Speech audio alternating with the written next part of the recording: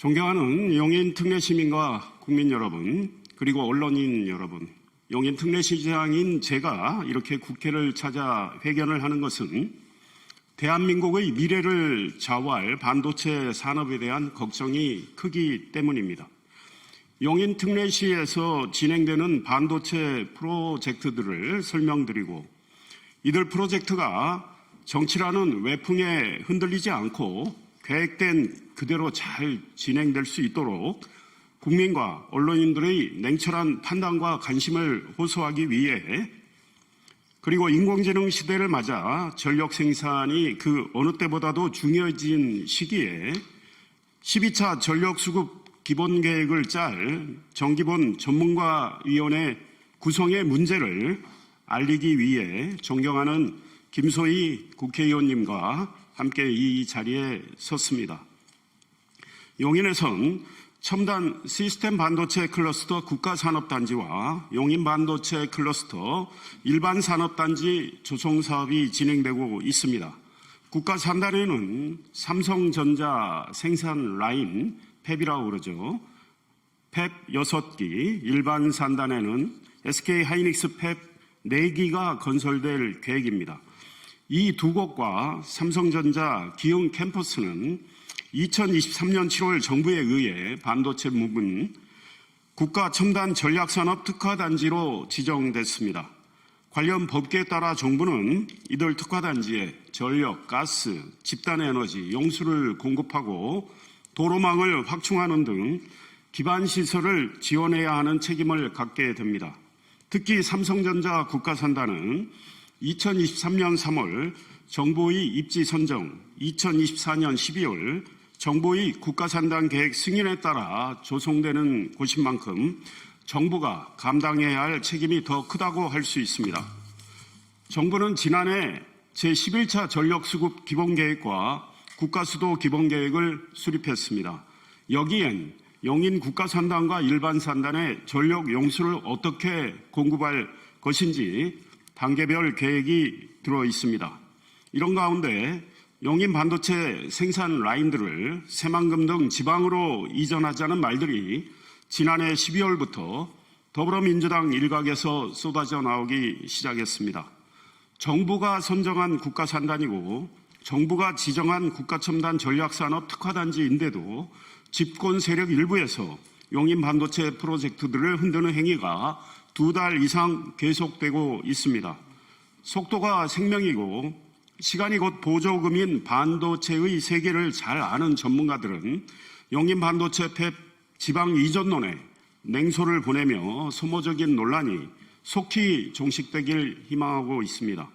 대통령은 이 논란을 조기에 없앨 수 있었으나 그렇게 하지 않았습니다. 대통령은 1월 21일 기자회견에서 정부 정책으로 이미 결정해 놓은 것을 뒤집을 수는 없다고 하면서도 용인 반도체 국가산단과 일반산단에 대한 전력 용수 공급을 정부 계획대로 실행하겠다는 뜻을 밝히지 않았습니다. 대통령은 대신 남쪽에서 송전을 반대하며 지역연대 투쟁체를 만들고 있던데 대량으로 송전할 수 있겠느냐, 한강수계 용수를 가져다 쓰면 혹시 가뭄이 들면 수도권 식수는 어떻게 할 건가라는 등의 취지의 이야기를 했습니다. 송전과 관련한 갈등은 늘 있기 마련이지만 그걸 조정하고 해결할 책임은 정부에 있습니다. 가뭄이 걱정되면 가뭄 대책을 세우는 게 맞고 그 책임도 정부에 있습니다. 송전 핑계, 가뭄 핑계가 정부가 세운 전력 용수 공급 계획 미이행의 면책 사유가 될 수는 없습니다. 대통령이 정부의 책임 윤리에 합당한 말씀을 하지 않았기 때문에 용인 반도체 팹 지방 이전론은 이제 전북을 넘어 전남 경북으로까지 확산됐습니다. 국무총리실 산하기구의 움직임도 수상합니다. 국무총리실 시민사회 비서관실과 총리 자문기구인 사회대개혁위원회는 오는 26일 부산에서 광장시민과 함께하는 정책토론마당을 엽니다. 이 자리에서 용인 반도체 국가산단 타당성 검토를 토론 의제로 다루겠다는 뜻을 사회대개혁위원회 위원장이 밝힌 바 있습니다. 정부가 국가산단 계획을 승인하고 서울행정법원도 정부 승인의 적법성을 인정했는데 광장 시민이 용인 반도체 국가산단 타당성 검토를 한다는 것이 말이 되는 것입니까? 반도체 산업의 특성도 용인 국가산단의 맥락도 잘 모를 가능성이 클 것으로 예상되는 광장 시민들을 움직여서 반대 여론을 조성하고 그걸 정치적으로 이용해서 용인 반도체 국가산단 프로젝트에 브레이크를 걸겠다는 것은 아닌지 저희가 의심스럽습니다. 용인 시민들이 총리실 사회대개혁위원회에 바란다는 란에 들어가 26일 광장시민 토론마당 의제에서 용인 반도체 국가산단 타당성 검토를 재하라고 빗발치듯 요구하는 것은 특정 정치 성향 인사들로 편중 구성된 사회대개혁위원회에 대해 짙은 의심을 품고 있기 때문일 것입니다. 대통령과 국무총리 그리고 정부에 요구합니다. 첫째, 대통령께서는 용인 반도체 국가산단과 일반 산단에 대한 전력 용수 공급은 정부 계획 그대로 단계별로 확실하게 진행될 것임을 천명해 주시기 바랍니다. 그 같은 입장을 내신다면 용인 반도체 팹 지방 이전 논란은 종식될 것입니다. 대통령이 전력 용수 공급 계획에 대한 실행 의지를 여전히 밝히지 않은 채 논란을 방치한다면 반도체와 나라의 미래를 걱정하는 용인 특례 시민과 국민은 대통령을 향해 의심의 눈초리를 보낼 것입니다. 둘째, 국무총리나 국무총리실은 26일 부산에서 진행될 광장시민의 토론마당에 용인 반도체 국가산단 타당성 검토가 의제에 오르는 일이 없도록 하겠다는 입장을 명확하게 밝혀주시기 바랍니다.